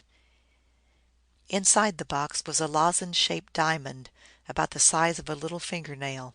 It hung from a tiny bar of silver, highly polished and devoid of ornament. On the back, under the clasp-pin, were several microscopic characters. There were several obvious clues to be followed. The messenger boy, the lawyers who induced the deaf butler to go to Ireland on what later proved to be a wild goose chase, the employment agency through which the new butler had been secured, and so on. But all of these avenues proved too respectable to yield results. Deputy Burns had early arrived at his own conclusions by virtue of the knowledge he had gained as government agent. Yet to appease the popular indignation he kept up a desultory search for the criminal. It was natural that Ormiston should think of his friend Johansen at this juncture. Johansen possessed that wonderful Oriental capacity for aloofness which we Westerners are so ready to term indifference, or lack of curiosity. " No, I thank you," said Johansen. " I'd rather not mix in." The pleadings of the author were in vain. His words fell on deaf ears. " If you will not lift a hand because of your friendship for me," said Ormiston, bitterly, " then think of the law. Surely there is something due justice when both robbery and bloody murder have been committed." " Justice ?" cried Johansen in scorn. " Justice, you say? My friend, if you steal from me, and I reclaim by force that which is mine, is that injustice? If you cannot see the idea behind that, surely, then, I cannot explain it to you." " Answer one question," said Ormiston. " Have you any idea who the man was I met on the train?" " For your own peace of mind, yes. As a clue leading to what you so glibly term justice, to night's sundown would be easier for you to catch than this man, if I know him. Mind you, Ormiston, I do not know. But I believe. Here is what I believe. In a dozen courts of kings and petty princelings that I know of in the East there are Westerners retained as advisers. Fiscal agents they are usually called. Usually they are American or English, or occasionally German. Now I ask you a question. Say that you were in the hire of a heathen prince, and a grievous wrong were done that prince, say, by a thoughtless woman who had not the least conception of the beauty of an idea she had outraged, merely for the possession of a bauble, valueless to her except to appease vanity, she ruthlessly rode down a superstition that was as holy to this prince as your own belief in Christ is to you. What would you do?" Without waiting for Ormiston to answer, Johansen went on. " I know a man. You say this man you met on the train had wonderful hands, did he not?" " Yes, I thought so, Ormiston." " I know a man who would not sit idly by and smile to himself over the ridiculous fuss occasioned by the loss of an imperfect stone, off color, badly cut, and everything else. Neither would he laugh at the superstition behind it. He would say to himself, * This superstition is older by several thousand years than I or my people. And this man, whom I know, is brave enough to right that wrong himself if his underlings failed." " I follow," said Ormiston, dully. " But," said Johansen, leaning forward and tapping the author on the knees, " but the task proved too big to him. What did he do? He asked the cleverest man in the world to help him. And Godal helped him. That," said Johansen, interrupting Armstrong with a raised finger, " is the story of the White Ruby. The story of the White Ruby, you see, is something infinitely finer than mere vulgar robbery and murder, as the author of the infallible Godal conceived it." Johansen said a great deal more. In the end he took the lozenge shaped diamond pendant and put the glass on the silver bar, that his friend might see the inscription on the back. He told him what the inscription signified, " Brother of a king," and furthermore, how few men alive possessed the capacity for brotherhood. " I think," said Ormiston, as he was about to take his leave, " that I will travel in the Straits this winter." " If you do," said Johansen, " I earnestly advise you to leave your Godal and his decoration at home." End of Section 19 of The American Rivals of Sherlock Holmes. End of Part 2 of The Infallible Godal. The American Rivals of Sherlock Holmes. The Frame-Up by Richard Harding Davis. When the voice over the telephone promised to name the man who killed Herman Banff, District Attorney Wharton was uptown lunching at Delmonico's. This was contrary to his custom, and a concession to Hamilton Cutler, his distinguished brother-in-law. That gentleman was interested in a state constabulary bill, and had asked State Senator Bissell to father it. He had suggested to the senator that, in the legal points involved in the bill, his brother-in-law would undoubtedly be charmed to advise him. So that morning, to talk it over, Bissell had come from Albany and, as he was forced to return the same afternoon, had asked Wharton to lunch with him uptown near the station. That in public life there breathed a man with soul so dead who, were he offered a chance to serve Hamilton Cutler, would not jump at the chance was outside the experience of the county chairman. And in so judging his fellow men, with the exception of one man, the senator was right. The one man was Hamilton Cutler's brother-in-law. In the national affairs of his party, Hamilton Cutler was one of the four leaders. In 2 cabinets he had held office. At a foreign court as an ambassador, his dinners, of which the diplomatic corps still spoke with emotion, had upheld the dignity of 90 million Americans. He was rich. The history of his family was the history of the state. When the Albany boats drew abreast of the old Cutler mansion on the east bank of the Hudson, the passengers pointed at it with deference. Even when the searchlights pointed at it, it was with deference. And on Fifth Avenue, as the Seeing New York car passed his townhouse, it slowed respectfully to half speed. When, apparently for no other reason than that she was good and beautiful, he had married the sister of a then unknown upstate lawyer, everyone felt Hamilton Cutler had made his first mistake. But, like everything else into which he entered, for him matrimony also was a success. The prettiest girl in Utica showed herself worthy of her distinguished husband. She had given him children as beautiful as herself. As what Washington calls a cabinet lady, she had kept her name out of the newspapers. As Madame Lambastris, she had put archduchesses at their ease. And after 10 years she was an adoring wife, a devoted mother, and a proud woman. Her pride was in believing that for every joy she knew she was indebted entirely to her husband. To owe everything to him, to feel that through him the blessings flowed, was her ideal of happiness. In this ideal her brother did not share. Her delight in a sense of obligation left him quite cold. No one better than himself knew that his rapid-fire rise in public favor was due to his own exertions, to the fact that he had worked very hard, had been independent, had kept his hands clean, and had worn no man's collar. Other people believed he owed his advancement to his brother-in-law. He knew they believed that, and it hurt him. When, at the annual dinner of the Amen Corner, they burlesqued him as singing to Ham Cutler, "You made me what I am today, I hope you're satisfied," he found that to laugh with the others was something of an effort. His was a difficult position. He was a party man. He had always worked inside the organization. The fact that whenever he ran for an elective office the reformers endorsed him, and the best elements in the opposition parties voted for him, did not shake his loyalty to his own people. And to Hamilton Cutler, as one of his party leaders, as one of the bosses of the invisible government, he was willing to defer.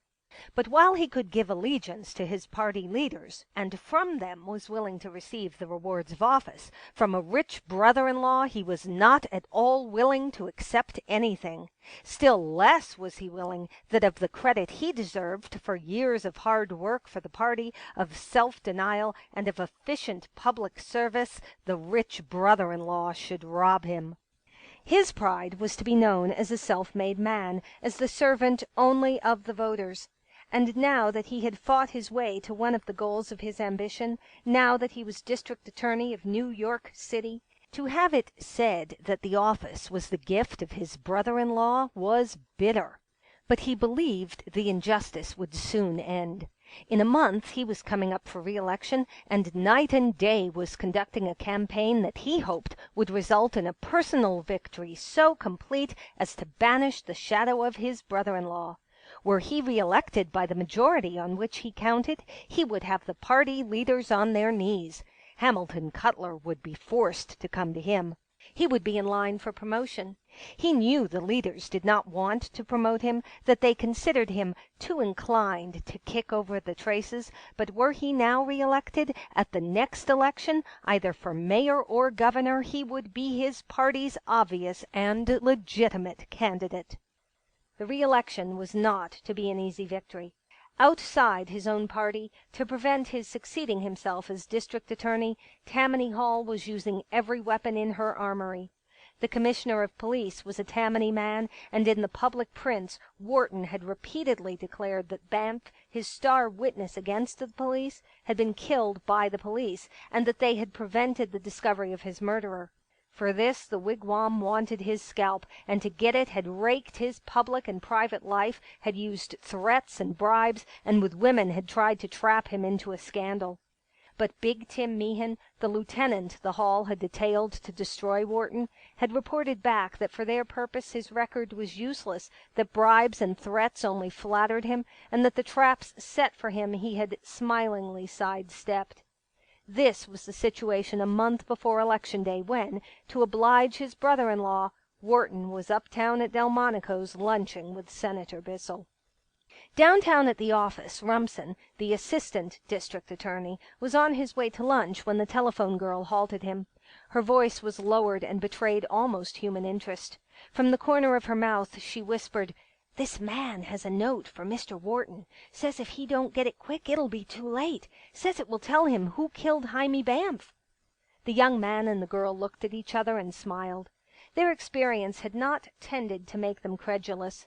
Had he lived, Herman Banff would have been for Wharton the star witness against a ring of corrupt police officials. In consequence his murder was more than the taking off of a shady and disreputable citizen. It was a blow struck at the high office of the district attorney, at the grand jury, and the law. But so far whoever struck the blow had escaped punishment, and though for a month, ceaselessly by night and day, the office and the police had sought him, he was still at large, still unknown. There had been hundreds of clues. They had been furnished by the detectives of the city and county, and of the private agencies, by amateurs, by newspapers, by members of the underworld with a score to pay off or to gain favor. But no clue had led anywhere. When, in hoarse whispers, the last one had been confided to him by his detectives, Wharton had protested indignantly. "Stop bringing me clues," he exclaimed. "I want the man. I can't electrocute a clue." So when, after all other efforts over the telephone, a strange voice offered to deliver the murderer, Rumson was skeptical. He motioned the girl to switch to the desk telephone. "Assistant District Attorney Rumson speaking," he said. "What can I do for you?" Before the answer came, as though the speaker were choosing his words, there was a pause. It lasted so long that Rumson exclaimed sharply. "Hello," he called. "Do you want to speak to me, or do you want to speak to me?" "I've got a letter for the district attorney," said the voice. "I'm to give it to nobody but him. It's about Banff. He must get it quick, or it'll be too late." "Who are you?" demanded Rumson. "Where are you speaking from?" The man on the other end of the wire ignored the questions. "Where'll Wharton be for the next 20 minutes?" "If I tell you," parried Rumson, "will you bring the letter at once?" The voice exclaimed indignantly. "Bring nothing. I'll send it by district messenger. You're wasting your time trying to reach me. It's the letter you want. It tells—" The voice broke with an oath and instantly began again. "I can't talk over the phone. I tell you, it's life or death. If you lose out, it's your own fault. Where can I find Wharton?" "At Delmonico's," answered Rumson. "He'll be there until 2 o'clock." "Delmonico's? That's 44th Street." "Right," said Rumson. "Tell the messenger—" He heard the receiver slam upon the hook. With the light of the hunter in his eyes, he turned to the girl. "They can laugh," he cried, "but I believe we've hooked something. I'm going after it." In the waiting room he found the detectives. "Hewitt," he ordered, "take the subway and whip up to Delmonico's. Talk to the taxi starter till a messenger boy brings a letter for the DA. Let the boy deliver the note, and then trail him till he reports to the man he got it from. Bring the man here. If it's a district messenger and he doesn't report, but goes straight back to the office, find out who gave him the note, get his description, then meet me at Delmonico's." Rumson called up that restaurant and had Wharton come to the phone. He asked his chief to wait until a letter he believed to be of great importance was delivered to him. He explained, but of necessity somewhat sketchily. "It sounds to me," commented his chief, "like a plot of yours to get a lunch uptown." "Invitation!" cried Rumson. "I'll be with you in 10 minutes." After Rumson had joined Wharton and Bissell, the note arrived. It was brought to the restaurant by a messenger boy, who said that in answer to a call from a saloon on 6th Avenue he had received it from a young man in ready-to-wear clothes and a green hat. When Hewitt, the detective, asked what the young man looked like, the boy said he looked like a young man in ready-to-wear clothes and a green hat. But when the note was read, the identity of the man who delivered it ceased to be of importance. The paper on which it was written was without stamped address or monogram, and carried with it the mixed odors of the drug store at which it had been purchased. The handwriting was that of a woman, and what she had written was, "If the district attorney will come at once and alone to Kessler's Cafe on the Boston Post Road near the city line, he will be told who killed Herman Banff. If he don't come in an hour, it will be too late. If he brings anybody with him, he won't be told anything. Leave your car in the road and walk up the drive. Ida Earle." Hewitt, who had sent away the messenger boy and had been called in to give expert advice, was enthusiastic. "Mr. District Attorney," he cried, "that's no crank letter. This Earle woman is wise. You got to take her as a serious proposition. She wouldn't make that play if she couldn't get away with it." "Who is she?" asked Wharton. To the police, the detective assured them, Ida Earle had been known for years. When she was young she had been under the protection of a man high in the ranks of Tammany, and, in consequence, with her different ventures the police had never interfered. She now was proprietress of the roadhouse in the note described as Kessler's Cafe. It was a place for joy riders. There was a cabaret, a hall for public dancing, and rooms for very private suppers. In so far as it welcomed only those who could spend money, it was exclusive, but in all other respects its reputation was of the worst. In situation it was lonely, and from other houses separated by 1/4 of a mile of dying trees and vacant lots. The Boston Post Road upon which it faced was the old Post Road, but lately, through this backyard and dumping ground of the city, had been relaid. It was patrolled only and infrequently by bicycle policemen.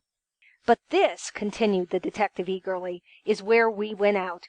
The roadhouse is an old farmhouse built over, with the barns changed into garages.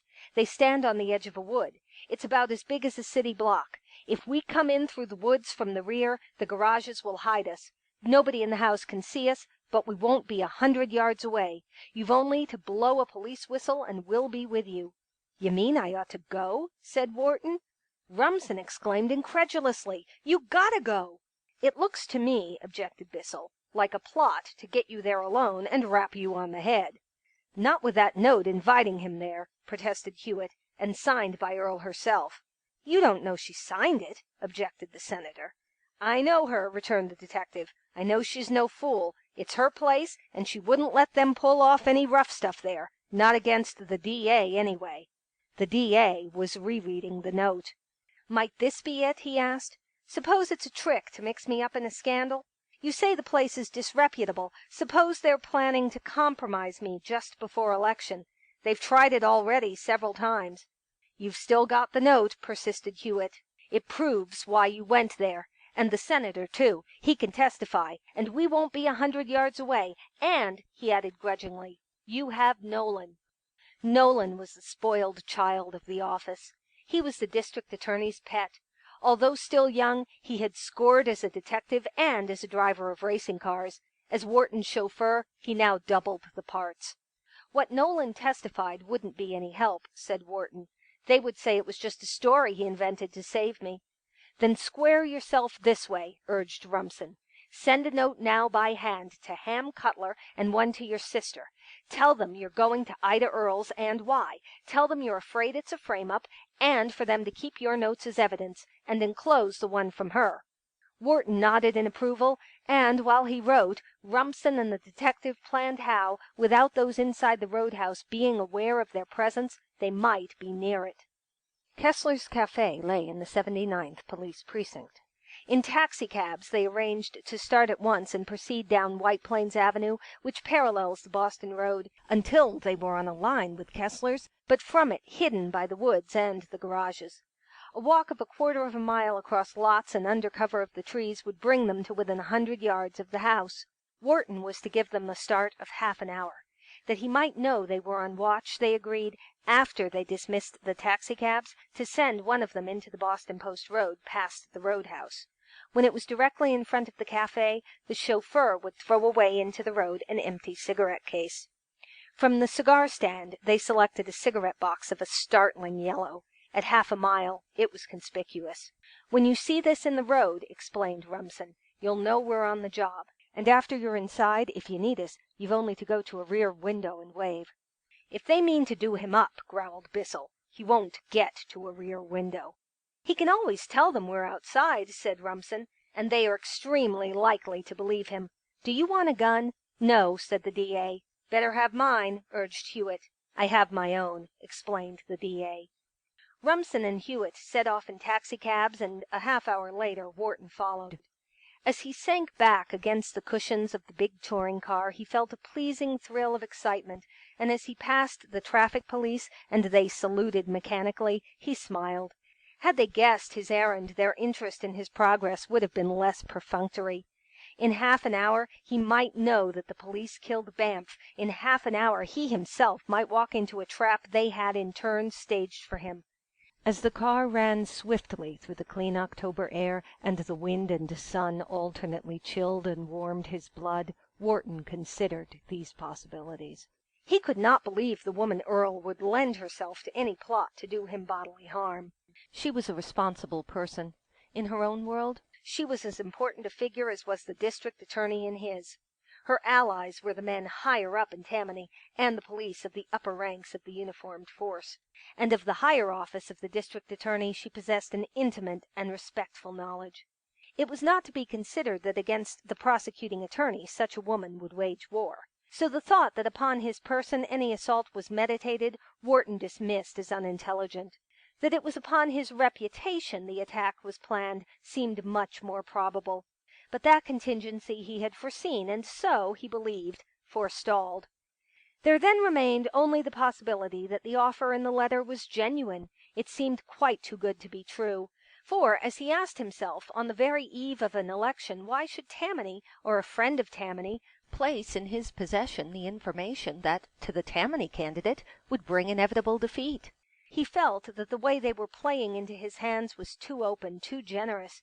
If their object was to lead him into a trap, of all baits they might use, the promise to tell him who killed Banff was the one certain to attract him. It made their invitation to walk into the parlor almost too obvious. But were the offer not genuine? There was a condition attached to it that puzzled him. It was not the condition that stipulated he should come alone. His experience had taught him many will confess or betray to the district attorney who, to a deputy, will tell nothing. The condition that puzzled him was the one that insisted he should come at once or it would be too late. Why was haste so imperative? Why, if he delayed, would he be too late? Was the man he sought about to escape from his jurisdiction? Was he dying, and was it his wish to make a deathbed confession? Or was he so reluctant to speak that delay might cause him to reconsider and remain silent? With these questions in his mind, the minutes quickly passed, and it was with the thrill of excitement Wharton saw that Nolan had left the Zoological Gardens on the right and turned into the Boston Road. It had but lately been completed, and to Wharton was unfamiliar. On either side of the unscarred roadway still lay scattered the uprooted trees and boulders that had blocked its progress, and abandoned by the contractors were empty tar barrels, cement sacks, tool sheds, and forges. Nor was the surrounding landscape less raw and unlovely. Toward the Sound stretched vacant lots covered with ash heaps. To the left, a few old and broken houses set among the glass-covered cold frames of truck farms. The district attorney felt a sudden twinge of loneliness, and when an automobile sign told him he was 10 miles from Columbus Circle, he felt that from the New York he knew he was much farther. 2 miles up the road his car overhauled a bicycle policeman, and Wharton halted him. "Is there a roadhouse called Kessler's beyond here?" he asked. "On the left, farther up," the officer told him, and added, "You can't miss it, Mr. Wharton. There's no other house near it." "You know me," said the DA. "Then you'll understand what I want you to do. I've agreed to go to that house alone. If they see you pass, they may think I'm not playing fair, so stop here." The man nodded and dismounted. "But," added the district attorney, as the car started forward again, "if you hear shots, I don't care how fast you come." The officer grinned. "Better let me trail along now," he called. "That's a tough joint." But Wharton motioned him back, and when again he turned to look, the man still stood where they had parted. 2 minutes later an empty taxicab came swiftly toward him, and, as it passed, the driver lifted his hand from the wheel and with his thumb motioned behind him. "That's one of the men," said Nolan, "that started with Mr. Rumson and Hewitt from Delmonico's." Wharton nodded, and, now assured that in their plan there had been no hitch, smiled with satisfaction. A moment later, when ahead of them on the asphalt road Nolan pointed out a spot of yellow, he recognized the signal and knew that within call were friends. The yellow cigarette box lay directly in front of a long wooden building of 2 stories. It was linked to the road by a curving driveway marked on either side by whitewashed stones. On verandas enclosed in glass, Wharton saw white-covered tables under red candle shades, and protruding from one end of the house and hung with electric lights and paper lanterns, a pavilion for dancing. In the rear of the house stood sheds and a thick tangle of trees on which the autumn leaves showed yellow. Painted fingers and arrows pointing and an electric sign proclaimed to all who passed that this was Kessler's. In spite of its reputation, the house wore the aspect of the commonplace. In evidence, nothing flaunted, nothing threatened. From a dozen other inns along the Pelham Parkway and the Boston Post Road, it was in no way to be distinguished. As directed in the note, Wharton left the car in the road. "For 5 minutes, stay where you are," he ordered Nolan. "Then go to the bar and get a drink. Don't talk to anyone, or they'll think you're trying to get information. Work around to the back of the house. Stand where I can see you from the window. I may want you to carry a message to Mr. Rumson." On foot, Wharton walked up the curving driveway, and if from the house his approach was spied upon, there was no evidence. In the second story the blinds were drawn, and on the first floor the verandas were empty. Nor, not even after he had mounted to the veranda and stepped inside the house, was there any sign that his visit was expected. He stood in the hall, and in front of him rose a broad flight of stairs that he guessed led to the private supper rooms. On his left was the restaurant. Swept and garnished after the revels of the night previous, and as though resting in preparation for those to come, it wore an air of peaceful inactivity. At a table a maitre d'hotel was composing the menu for the evening. Against the walls 3 colored waiters lounged sleepily, and on a platform at a piano a pale youth with drugged eyes was with one hand picking an accompaniment. As Wharton paused uncertainly, the young man, disdaining his audience, in a shrill nasal tenor raised his voice and sang, "And from the time the rooster calls I'll wear my overalls, and you a simple gingham gown. So if you're strong for a shower of rice, we two could make a paradise of any one-horse town." At sight of Wharton the head waiter reluctantly detached himself from his menu and rose.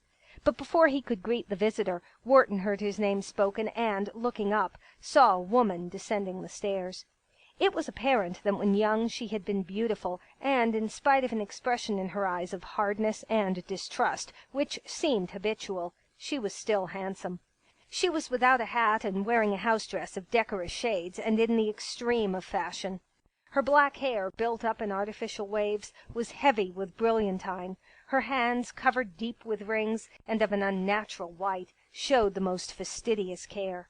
But her complexion was her own, and her skin, free from paint and powder, glowed with that healthy pink that is supposed to be the perquisite only of the simple life and a conscience undisturbed. "I am Mrs. Earle," said the woman. "I wrote you that note. Will you please come this way?" That she did not suppose he might not come that way was obvious, for, as she spoke, she turned her back on him and mounted the stairs. After an instant of hesitation, Wharton followed. As well as his mind, his body was now acutely alive and vigilant. Both physically and mentally he moved on tiptoe. For whatever surprise, for whatever ambush might lie in wait, he was prepared. At the top of the stairs he found a wide hall along which on both sides were many doors. The one directly facing the stairs stood open. At one side of this the woman halted, and with a gesture of the jeweled fingers invited him to enter. "My sitting room," she said. As Wharton remained motionless, she substituted, "My office." Peering into the room, Wharton found it suited to both titles. He saw comfortable chairs, vases filled with autumn leaves, in silver frames photographs, and between 2 open windows a business-like roller-top desk on which was a hand telephone. In plain sight through the windows he beheld the garage, and behind it the tops of trees. To summon Rumson, to keep in touch with Nolan, he need only step to one of these windows and beckon. The strategic position of the room appealed, and with a bow of the head he passed in front of his hostess and entered it. He continued to take note of his surroundings. He saw that from the office in which he stood doors led to rooms adjoining. These doors were shut, and he determined swiftly that before the interview began he must first know what lay behind them. Mrs. Earle had followed and, as she entered, closed the door. "No," said Wharton. It was the first time he had spoken. For an instant the woman hesitated, regarding him thoughtfully, and then without resentment pulled the door open. She came toward him swiftly, and he was conscious of the rustle of silk and the stirring of perfumes. At the open door she cast a frown of disapproval, and then, with her face close to his, spoke hurriedly in a whisper. "A man brought a girl here to lunch," she said. "They've been here before. The girl claims the man told her he was going to marry her. Last night she found out he has a wife already, and she came here today meaning to make trouble. She brought a gun. They were in the room at the far end of the hall. George, the waiter, heard the 2 shots and ran down here to get me. No one else heard. These rooms are fixed to keep out noise, and the piano was going. We broke in and found them on the floor. The man was shot through the shoulder, the girl through the body. His story is that after she fired, in trying to get the gun from her, she shot herself by accident. That's right, I guess, but the girl says they came here to die together, what the newspaper calls a suicide pact, because they couldn't marry, and that he first shot her, intending to kill her and then himself. That's silly. She framed it to get him. She missed him with a gun, so now she's trying to get him with this murder charge. I know her. If she'd been sober, she wouldn't have shot him. She'd have blackmailed him. She's that sort. I know her, and—" With an exclamation, the district attorney broke in upon her. "And the man," he demanded eagerly, "was it he killed Banff?" In amazement the woman stared. "Certainly not," she said. "Then what has this to do with Banff?" "Nothing." Her tone was annoyed, reproachful. "That was only to bring you here." His disappointment was so keen that it threatened to exhibit itself in anger. Recognizing this, before he spoke, Wharton forced himself to pause. Then he repeated her words quietly. "Bring me here?" he asked. "Why?"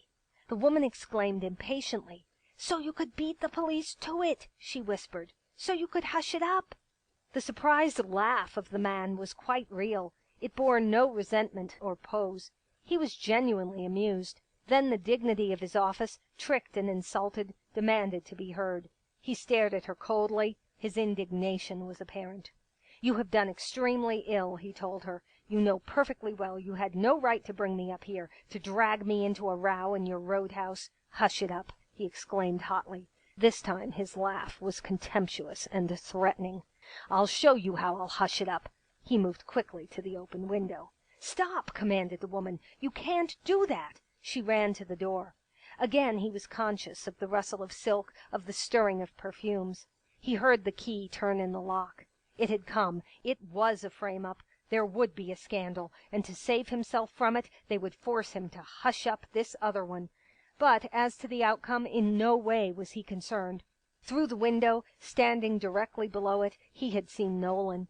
In the sunlit yard, the chauffeur, his cap on the back of his head, his cigarette drooping from his lips, was tossing the remnants of the sandwich to a circle of excited hens. He presented a picture of bored indolence, of innocent preoccupation. It was almost too well done. Assured of a witness for the defense, he greeted the woman with a smile. "Why can't I do it?" he taunted. She ran close to him and laid her hands on his arm. Her eyes were fixed steadily on his. "Because," she whispered, "the man who shot that girl is your brother-in-law, Ham Cutler." For what seemed a long time Wharton stood looking down into the eyes of the woman, and the eyes never faltered.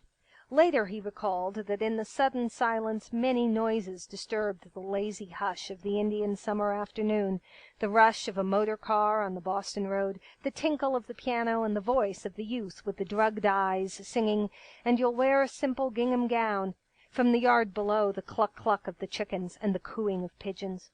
His first thought was of his sister and of her children, and of what this bomb, hurled from the clouds, would mean to her. He thought of Cutler, at the height of his power and usefulness, by this one disreputable act dragged into the mire of what disaster it might bring to the party, to himself. If, as the woman invited, he helped to hush it up, and Tammany learned the truth, it would make short work of him. It would say for the murderer of Bamp he had one law, and for the rich brother-in-law who had tried to kill the girl he deceived another. But before he gave voice to his thoughts he recognized them as springing only from panic. They were of a part with the acts of men driven by sudden fear, and of which acts in their sane moments they would be incapable.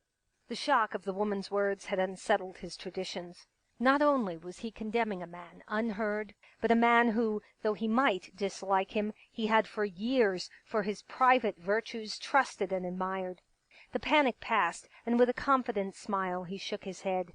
"I don't believe you," he said quietly. The manner of the woman was equally calm, equally assured. "Will you see her?" she asked. "I'd rather see my brother-in-law," he answered. The woman handed him a card. "Dr. Muir took him to his private hospital," she said. "I loaned them my car because it's a limousine. The address is on that card. But," she added, "both your brother and Sammy, that's Sam Muir, the doctor, asked you wouldn't use the telephone. They're afraid of a leak." Apparently Wharton did not hear her. As though it were Exhibit A, presented in evidence by the defense, he was studying the card she had given him. He stuck it in his pocket. "I'll go to him at once," he said. To restrain or dissuade him, the woman made no sudden move.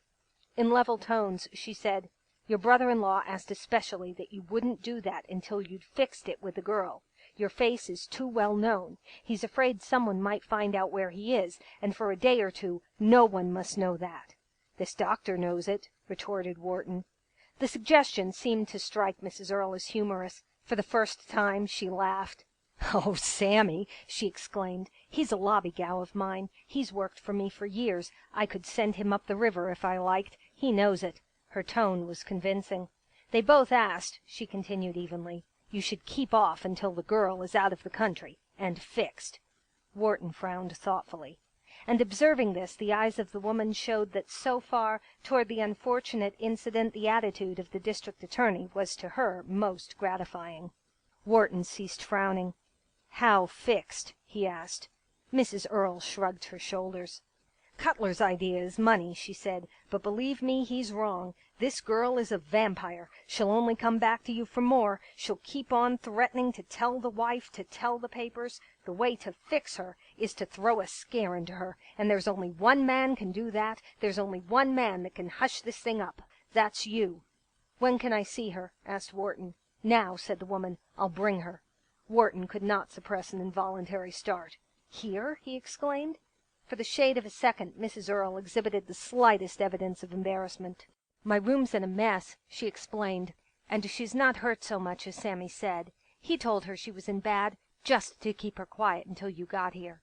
Mrs. Earle opened one of the doors leading from the room. "I won't be a minute," she said. Quietly she closed the door behind her. Upon her disappearance the manner of the district attorney underwent an abrupt change. He ran softly to the door opposite the one through which Mrs. Earle had passed and pulled it open. But if beyond he expected to find an audience of eavesdroppers, he was disappointed.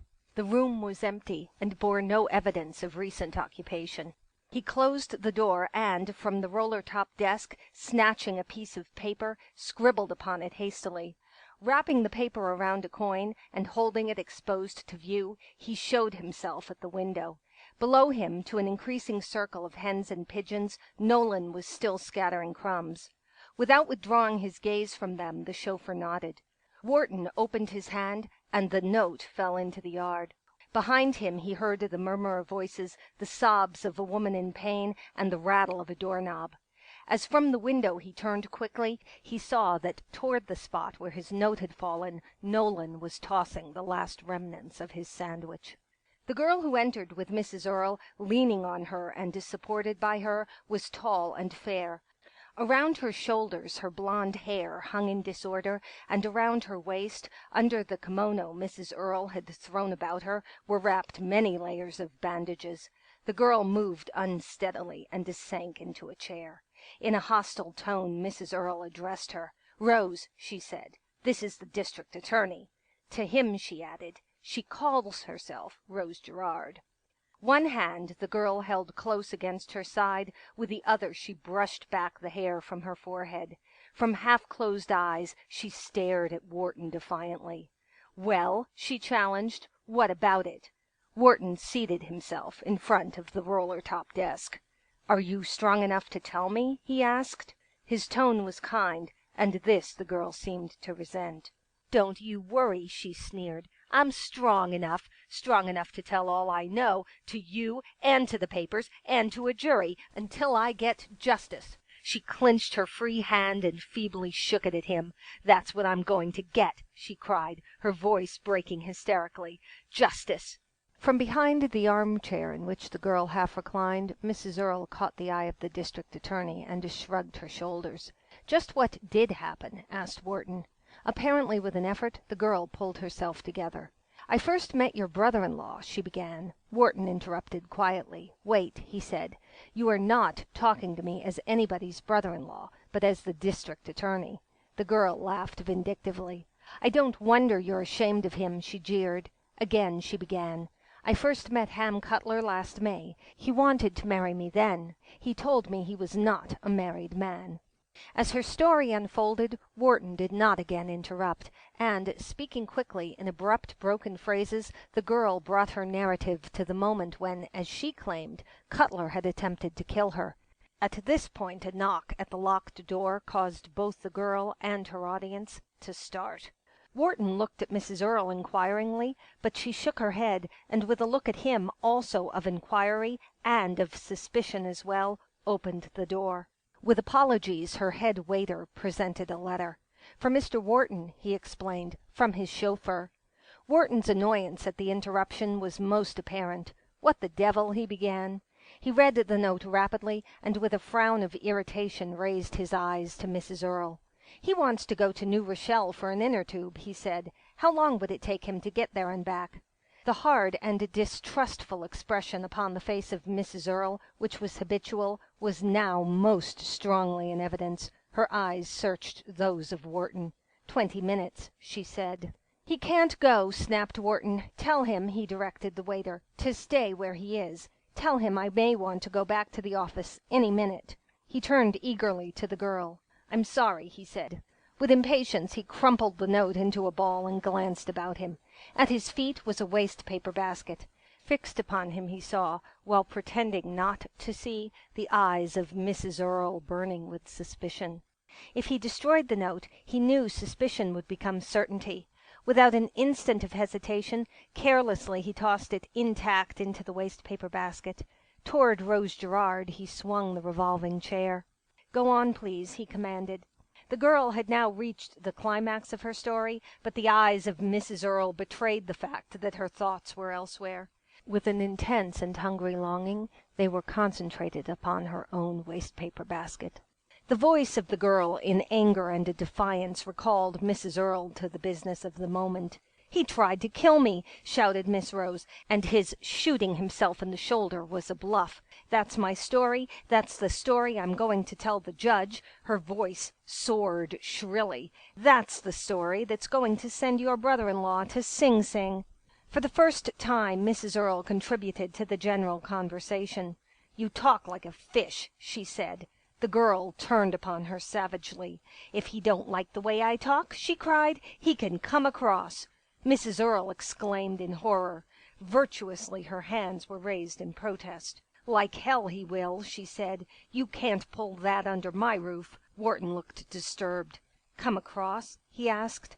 "Come across," mimicked the girl. "Send me abroad and keep me there, and I'll swear it was an accident. 25,000, that's all I want. Cutler told me he was going to make you governor. He can't make you governor if he's in Sing Sing, can he? Ain't it worth 25,000 to you to be governor? Come on," she jeered. "Kick in." With a grave but untroubled voice Wharton addressed Mrs. Earle. "May I use your telephone?" he asked. He did not wait for her consent, but from the desk lifted the hand telephone. "Spring 3100," he said. He sat with his legs comfortably crossed, the stand of the instrument balanced on his knee, his eyes gazing meditatively at the yellow treetops. If with apprehension both women started, if the girl thrust herself forward, and by the hand of Mrs. Earle was dragged back, he did not appear to know it. "Police headquarters?" they heard him ask. "I want to speak to the commissioner. This is the district attorney." In the pause that followed, as though to torment her, the pain in her side apparently returned, for the girl screamed sharply. "Be still," commanded the older woman.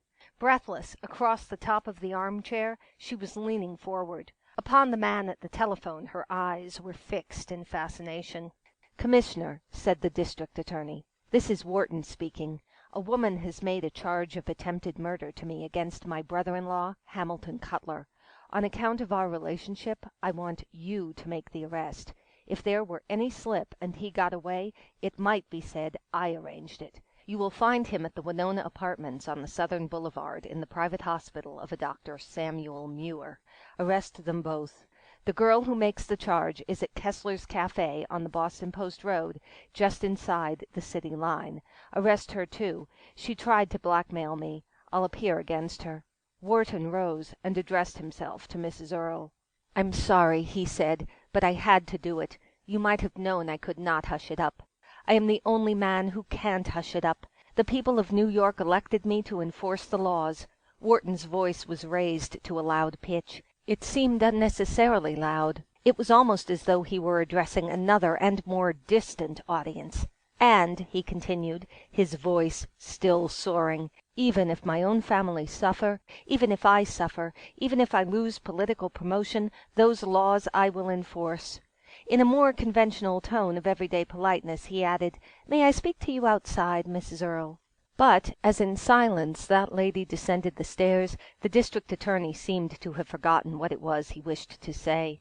It was not until he had seen his chauffeur arouse himself from apparently deep slumber and crank the car that he addressed her. "That girl," he said, "had better go back to bed. My men are all around this house, and until the police come will detain her." He shook the jeweled fingers of Mrs. Earle warmly. "I thank you," he said. "I know you meant well. I know you wanted to help me, but—" He shrugged his shoulders. My duty. As he walked down the driveway to his car, his shoulders continued to move. But Mrs. Earle did not wait to observe this phenomenon. Rid of his presence, she leaped rather than ran up the stairs and threw open the door of her office. As she entered, two men followed her. One was a young man who held in his hand an open notebook. The other was Tim Meehan of Tammany. The latter greeted her with a shout. "We heard everything he said," he cried. His voice rose in torment. "And we can't use a word of it. He acted just like we'd oughta knowed he'd act. He's honest. He's so damned honest he ain't human. He's a gilded saint." Mrs. Earle did not heed him. On her knees she was tossing to the floor the contents of the waste-paper basket. From them she snatched a piece of crumpled paper. "Shut up," she shouted. "Listen." His chauffeur brought him this. In a voice that quivered with indignation, that sobbed with anger, she read aloud. "As directed by your note from the window, I went to the booth and called up Mrs. Cutler's house and got herself on the phone. Your brother-in-law lunched at home today with her and the children, and they are now going to the Hippodrome. Stop, look, and listen. Back of the bar I see two men in a room, but they did not see me. One is Tim Meehan, the other is a stenographer. He is taking notes. Each of them has on the earmuffs of a dictograph. Looks like you'd better watch your step and not say nothing you don't want Tammany to print." The voice of Mrs. Earle rose in a shrill shriek. "Him a gilded saint!" she screamed. "You big stiff! He knew he was talking into a dictograph all the time, and he double-crossed us." End of the Frame-Up by Richard Harding Davis. End of The American Rivals of Sherlock Holmes.